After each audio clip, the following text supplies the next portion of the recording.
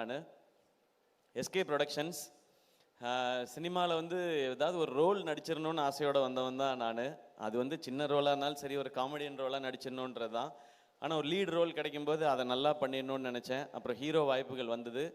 மக்கள் எல்லாம் கைத்தட்டி சக்ஸஸ்ஃபுல் ஹீரோன்னு அப்படின்னு சொன்னதுக்கப்புறம் நான் நல்லா இருக்கேன், ஃபேமிலி நல்லா இருக்கு, எல்லாமே ஓகே. ஆனால் ஃப்ரெண்ட்ஸுக்கும் ஏதாவது ஒன்று பண்ணணும்னு தோணுச்சு. அதில் முக்கியமாக அருண்ராஜா வந்து டைரக்டர் ஆகணுன்னு தான் வந்து, என்னை விட அவனுக்கு தான் சினிமாவில் வந்து இருக்கணுன்றது ஆசை காலேஜ் படிக்கும்போது. ஆனால் அவன் இன்னும் ஆகலையே, அப்போ நம்ம இது இல்லை சக்ஸஸ் அப்படின்னு தோணிகிட்டே இருந்துச்சு. அப்போ அவனை கூப்பிட்டு, நீ ஒரு கதை எழுதுறா, நம்ம படம் ப்ரொடியூஸ் பண்ணுவோன்னு அவன் சொன்ன மாதிரி அருண்ராஜாக்காக ஆரம்பிக்கப்பட்டது தான் இந்த எஸ்கே ப்ரொடக்ஷன்ஸ், என் நண்பனுக்காக. ஏன்னா நான் அந்த கனா ஃபங்க்ஷனில் சொல்லியிருந்தேன், மக்கள் நீங்கள் எல்லாரும் சேர்ந்து எனக்கு ஒரு மேடை கொடுத்துருக்கீங்க, அதில் எனக்கு கிடைச்ச அந்த பணத்தின் மூலமாக அந்த மேடையை கொஞ்சம் எக்ஸ்ட்ரா போட்டு அதில் கொஞ்சம் ஆட்களை சேர்த்துக்கணும்னு நினைக்கிறேன், அப்படி அதுக்காக தான் இந்த படம் பண்ணதுன்னு.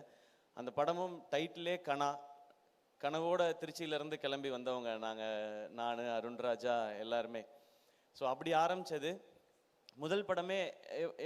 அதாவது பெண்கள்லாம் பாவம், அதனால அவங்கள வச்சு ஒரு படம் எடுக்கணும் அப்படி கிடையாது.